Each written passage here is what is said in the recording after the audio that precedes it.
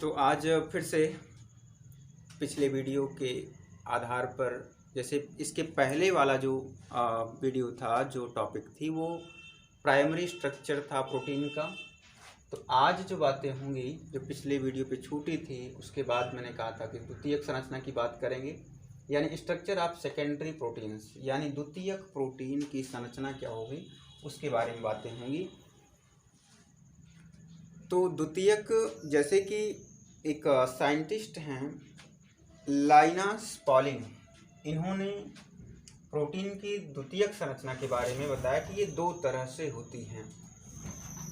तो प्रोटीन की जो द्वितीयक संरचना थी उसके बारे में लाइनास पॉलिंग ने बताया कि एक अल्फा हेलिक्स होगा और दूसरा जो है बीटा सीटेड प्लान्स से कहते हैं या प्लेन कह दें।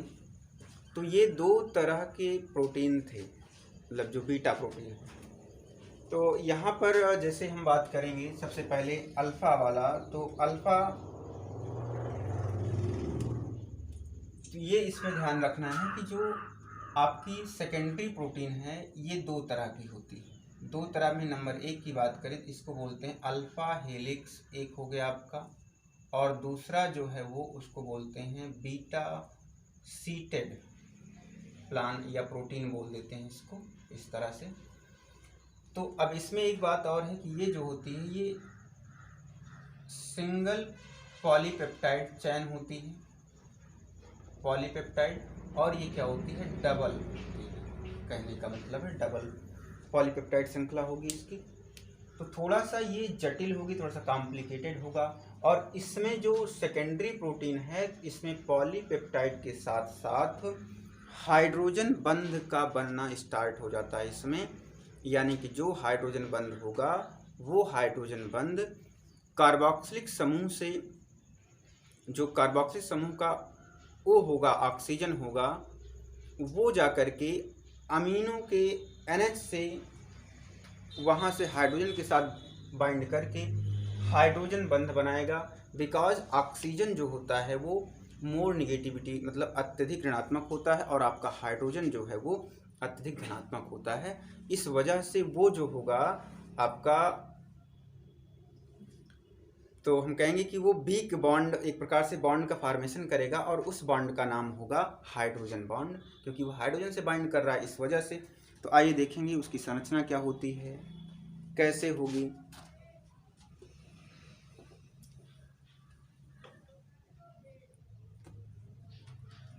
तो सबसे पहले जैसे हम बात करते हैं अल्फा हेलिक्स की, तो अल्फा हेलिक्स में तो DNA का जो स्ट्रक्चर होता है वो राइट हैंडेड होता है नॉर्मली, क्योंकि वो अधिक अस्थायी होता है, इस वजह से राइट हैंडेड, और लेफ्ट हैंडेड भी हो सकता है बट वो सर्वमान्य नहीं है। और त्रिविम संरचना बनाता है, सबसे बड़ी बात तो त्रिविम संरचना होती है प्रोटीन की। तो अब इसमें अल्फा हेलिक्स में जो स्ट्रक्चर होगा इसका, यहाँ पर देखें,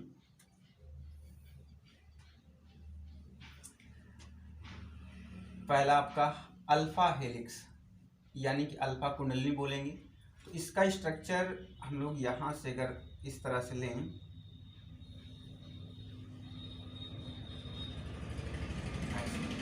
तो ये जो कॉइलिंग है इसकी, जो ये घुमाव हुआ है, तो इसके एक घुमाव, जैसे एक यहाँ से करें, एक, ये आपका 2, 3, 4, और यहाँ पे लेंगे ये 5। तो नॉर्मल इसमें अगर हम बात करें तो यहाँ से यहाँ तक, मतलब एक कॉइल जो आपका पूरा हुआ है, ये स्ट्रक्चर हम कहते हैं आपसे, ये यहाँ से यहाँ तक का एक स्ट्रक्चर, इसमें जो अगर हम कहें कि नंबर ऑफ अमीनो एसिड की जो संख्या 3.6 के, मतलब लगभग 4 के बराबर, मतलब इतने के बीच में, एक कुंडल के बीच में लगभग 4 अमीनो एसिड होता है। ये बात आपको याद रखना है। तो अब इसमें सिंगल स्ट्रैंड तो है लेकिन इसमें कॉइलिंग ज़्यादा है, ये स्प्रिंग लाइक स्ट्रक्चर होता है, जैसे आप लोग स्प्रिंग देखे होंगे, तो उस स्प्रिंग के जैसा उसका स्ट्रक्चर होता है यहाँ पर। तो ये संरचना, अब इसको हम लोग अमीनो एसिड में कैसे बाइंड करेंगे, जब सिंगल स्ट्रैंड होता है इसका, तो अमीनो एसिड का नॉर्मल फार्मूला आपको याद होगा, अगर नहीं याद आप तो इसके पहले वाली वीडियो ज़रूर देखें। तो ये आपका एक नॉर्मल, हम कहते हैं कि अमीनो एसिड का स्ट्रक्चर है। इसका ये अमीनो ग्रुप और ये कार्बोक्सिलिक ग्रुप और इधर ये साइड चेन जो होता है एल्किल ग्रुप कह सकते हैं इसको आर को, बट ये साइड चेन में क्योंकि यहीं पर बदलता है सारा स्ट्रक्चर यहीं से। तो इसमें अब जैसे एक अमीनो एसिड यानी पहले अमीनो एसिड जो पहला अमीनो एसिड होगा वो जा कर के अपने सीरियल के चौथे अमीनो एसिड से बाइंड करता है, यानी कि हम कहते हैं हाइड्रोजन बंध बनाता है वो यहाँ पर। तो कैसे बनाएगा आइए इसमें एक में हम लोग देख लेते हैं एक स्ट्रक्चर इसका थोड़ा सा बड़ा बना करके।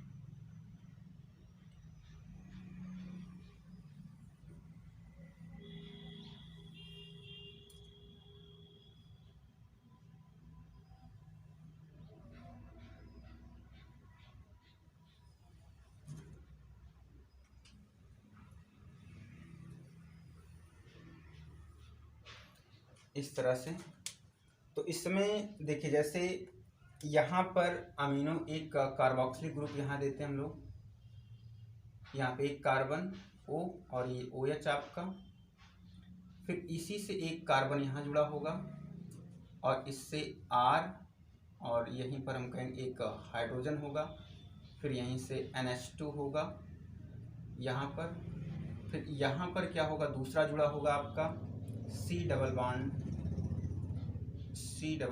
O और एक OH होगा यहाँ पर। अब OH यहाँ पर ध्यान रखिएगा OH नहीं लिखेंगे और यहाँ पर एक हाइड्रोजन रिमूव करेंगे, बिकॉज आपको पता है क्योंकि इसमें क्या होता है पेप्टाइड बॉन्ड के साथ साथ, क्योंकि जब पेप्टाइड बॉन्ड बनता है तो वहाँ पर अमीनो का एक हाइड्रोजन रिमूव होता है और इसका एक OH रिमूव होकर के जल का एक अणु निकाल करके बाहर त्याग देता है। इस वजह से फिर से उसके बाद वो फिर से रीअरेंजमेंट हो जाता है अमीनो एसिड का उसी में, लेकिन वो एक समय जब पेप्टाइड बॉन्ड बनाता है, क्योंकि इसके पहले वाली वीडियो हम लोग वहाँ पे देखे थे कि ये चीज़ यहाँ पर ये एक अमीनो, फिर यहाँ से आपका एक बच गया, यहाँ से एक C डबल बॉन्ड हो गया, फिर इसके बाद दूसरा आएगा। अब यहाँ पर से एक आपका ये हो गया, यहाँ पर मान लेते हैं दूसरा आपका यहाँ हो जाएगा, तीसरा हम कहते हैं यहाँ हो जाएगा, चौथा यहाँ हो जाएगा। तो अब चौथे में क्या करना है कि ये जो ऑक्सीजन है इसको हम यहाँ दिखा देते हैं इस साइड में डबल बॉन्ड ऐसे, ठीक है। तो अब मान के चलिए चौथा अगर ये वाला है आपका तो यहाँ पर चौथे कार्बन, ये आपका कार्बन है, कार्बन से एक हाइड्रोजन इधर, एक एल्किल समूह और इधर आपका क्या हो जाएगा C डबल बॉन्ड O और इधर ऐसे खाली रहेगा क्योंकि यहाँ पर दूसरा जुड़ेगा। तो अब क्या होगा यहाँ पर एक NH2 ग्रुप होगा NH, तो N होगा यहाँ पर और इससे क्या जुड़ा होगा भाई आपका हाइड्रोजन। तो ये वाला ऑक्सीजन और ये हाइड्रोजन क्या बनाता है, ये जाकर के हाइड्रोजन बॉन्ड का निर्माण करता है यहाँ पर। तो ये बात आपको ध्यान रखना है कि हाइड्रोजन बॉन्ड कैसे बनता है। तो नॉर्मल एक बार हम फिर से आपको यहाँ पे क्लियर कर दें, कंफर्म कर दें कि यहाँ पर NH क्यों हुआ और यहाँ पर C डबल बॉन्ड O क्यों आया, कैसे आया। इधर आपका कंप्लीट हो, नॉर्मल स्ट्रक्चर आप ऐसे बना सकते हैं इसको और इधर भी दिखा सकते हैं। तो आपको ये NH और इधर C डबल बॉन्ड O के बारे में बताते हैं ये चीज़ ऐसे कैसे हुआ इसमें। इधर देखिए एक बार, तो जैसे आपको अमीनो एसिड पता है एक NH2, पिछले वीडियो को भाई आपको देखना पड़ेगा ज़रूर, अगर ये बात समझ में आ रही तो अच्छी बात है। तो यहाँ पर C डबल बॉन्ड O और ये OH, इस तरह से दूसरा आपका NH2 को हम लोग इस तरह से लिख सकते हैं भाई, यहाँ पर हाइड्रोजन और ये एल्किल ग्रुप आपका ये COOH, इस तरह से इसको डायरेक्ट। तो ये वाला और ये इतना निकल गया एक जल के रूप में, मैंने पिछले वीडियो में आपको ये बताया है, समझाया अच्छे से प्राइमरी स्ट्रक्चर में। तो वही चीज़ ये जो बातें हैं, मान के चलिए कि आपका ये लास्ट वाला है तो ये वाला पॉइंट ये वाला है इधर, उसके बाद का ये बीच में है क्योंकि NH, क्योंकि अब बचा कौन NH बचा और इधर C डबल बॉन्ड O बचा, तो C डबल बॉन्ड O ये वाला लिखा गया और NH आपका ये दिख रहा है, ये वाला NH ये है और ये C डबल बॉन्ड O ये वाला है, ठीक है। ये आपको ध्यान रखना है। इसी तरह से इसमें चारों तरफ ऐसे इसकी कॉइलिंग होती है, इसी को बोलते हैं अल्फा हेलिक्स, यानी DNA जो आपका सेकेंडरी प्रोटीन का दो तरह था सेकेंडरी प्रोटीन, अल्फा हेलिक्स और बीटा सीटेड। तो अल्फा हेलिक्स का स्ट्रक्चर नॉर्मली ऐसे बनता है। तो इसके बाद जस्ट हम लोग बीटा सीट प्लान का देखते हैं। बीटा वाले में क्या होगा, आइए देखें बीटा। तो बीटा स्ट्रक्चर डबल हेलिक्स का होगा, थोड़ा सा इनसे कॉम्प्लिकेटेड होगा, और ये बात ध्यान रखना है कि इसमें डाइसल्फाइड बॉन्ड भी बन सकते हैं, ठीक है। तो अब आपका बात होगी बीटा सीटेड प्लान की, जिसे हम लोग लहरिया दार हेलिक्स भी कह सकते हैं, लहरिया, ये ध्यान रखिएगा, कुंडली या कुंडलनी जो भी आप लिखते हैं। तो इसका स्ट्रक्चर आइए देखते हैं। इसका स्ट्रक्चर कैसे होता है कि ये जो आपका स्ट्रक्चर, इसमें आपको अगर ये बातें समझ में आती है तो बहुत अच्छा है, नहीं आती हैं तो समझने का बिल्कुल प्रयास करें, बिल्कुल आपको नॉर्मल समझ में आएगा कि क्या है कैसे है। जैसे एक कोई पन्ना फोल्ड करते हैं, पन्ना को आप ऐसे एक के बाद एक मोड़ते चलिए, फिर उसको ओपन कर दीजिए, उसी तरह से इसका स्ट्रक्चर। तो हम लोग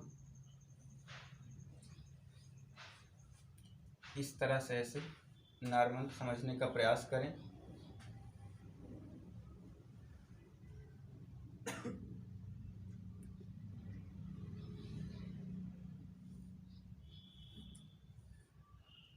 पहले आप लोग ऐसे इस तरह से ड्रा कर लें।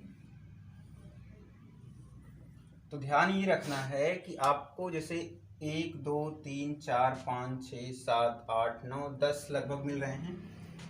तो अब आपको सबसे पहले ये ध्यान रखना है कि यहाँ पर ये आपको कि ये NH2 और ये C, यहाँ पर H और ये R समूह, इधर COOH, ये अमीनो एसिड का स्ट्रक्चर है, ठीक है। अब इसमें जब एक अमीनो एसिड दूसरे अमीनो एसिड से जुड़ता है तो पहले अमीनो एसिड का कार्बोक्सिलिक और दूसरे अमीनो एसिड का अमीनो ग्रुप आपस में जुड़ करके एक जल का अणु बाहर निकाल करके आपस में जब जुड़ते हैं तो वहाँ पर पेप्टाइड बॉन्ड बनता है। तो ये बात आपको यहाँ पर ध्यान देना है। नॉर्मल सिचुएशन में हम कहते हैं यहाँ पर आपके पास क्या है भाई, सी, या हम इसको कह रहे हैं कि यन है, ठीक है ना, यन है। तो यहाँ पर सी, यहाँ पर सी, फिर ये यन, ये सी, और ये यहाँ पर फिर यन, फिर सी, फिर सी, उसके बाद यन। तो ये ध्यान रखना है क्योंकि एक यन दो का मतलब एक नाइट्रोजन दो कार्बन, एक नाइट्रोजन दो कार्बन, इस क्रम को याद रखिएगा। अगर आपको ये क्रम याद हो जाए तो बहुत अच्छी बात है, अगर नहीं याद होती है तो बार बार आप भाई वीडियो को रोक करके ज़रूर देखें, समझ में तो आएगा ही। तो अब ये ध्यान रखना है कि अगर यहाँ पर आपका अमीनो ग्रुप है तो इसका मतलब ये एक दूसरा भी होगा, यहाँ पर कोई कार्बोक्सिलिक ग्रुप का, तो एक हाइड्रोजन तो यहाँ पे निकल गया होगा जल के साथ। जैसे मान लीजिए इसके पहले एक अमीनो एसिड होता तो उसका कार्बोक्सिलिक यहाँ पर होता, यानी ये वाला इधर होता, कोई दूसरा अमीनो एसिड होता तो इसका मतलब एक हाइड्रोजन उसका रिमूव हो करके जल बना के बाहर निकल गया, इसका मतलब एक हाइड्रोजन यहाँ पर बचा हुआ है। तो अब यहाँ पर क्या हो जाएगा भाई, यहाँ पर हम लिखें C डबल बॉन्ड O, इस तरह इसको थोड़ा सा यहाँ पर C लिखें, कार्बन और डबल बॉन्ड ऑक्सीजन, फिर यहाँ पर एक कार्बन, यहाँ पर nitrogen, carbon carbon nitrogen, carbon carbon nitrogen, और इधर कार्बन, क्योंकि दो कार्बन एक नाइट्रोजन। तो अब अगर ये कार्बोक्सिलिक है इधर ध्यान रखिएगा, तो इसका मतलब ये वाला जो आपका कार्बन होगा इसके साथ एक R समूह होगा और एक H होगा, और फिर इधर क्या होगा आपका अमीनो, यानी कि आपका ये, एक मिनट रुक जाइए भाई,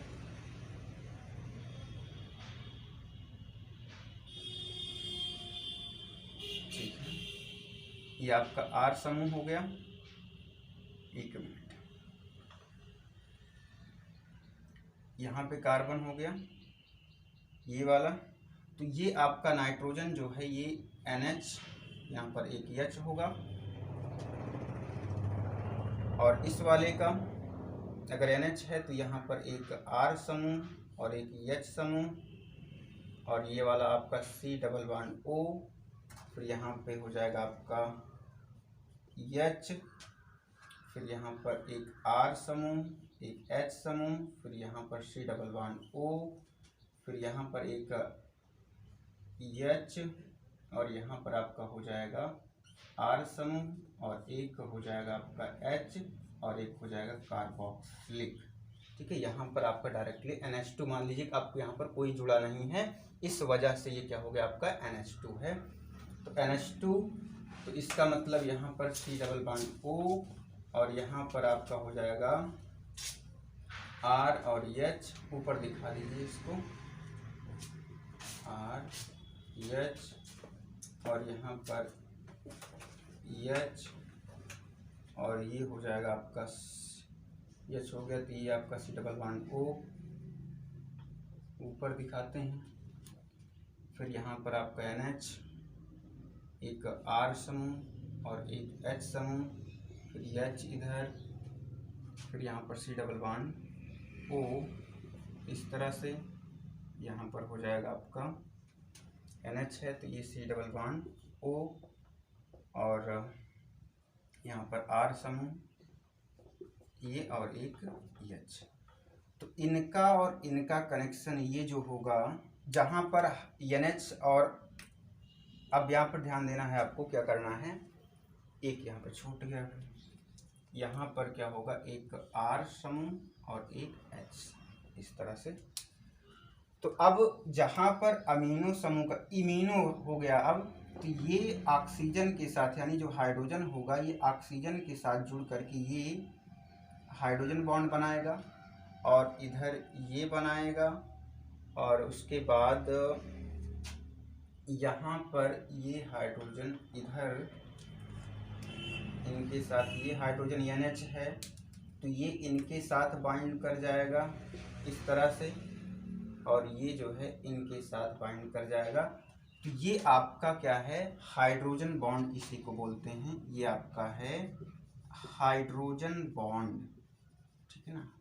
तो इस तरह से जो केमिकल स्ट्रक्चर है, आपको इससे घबराना नहीं, ठीक है, क्योंकि घबराहट जब होती है तभी दिक्कतें आती हैं, घबराना नहीं है, क्योंकि बार बार आप इस अमीनो एसिड को याद रखें, और ये चीज़ ध्यान में रखना है कि हमें अगर NH यहाँ पे रखें तो उसके सामने आपको ऐड करना है इसके डबल बॉन्ड को, तो ये वाला कार्बन यहाँ पर जा सकता था, बट आप लोग इसको संशोधन करके अपने अकॉर्डिंग से, क्योंकि बात समझ में आनी चाहिए, सबसे अच्छी बात है मैटर समझ में आना चाहिए, हो क्या रहा है, करना कैसे है हमें।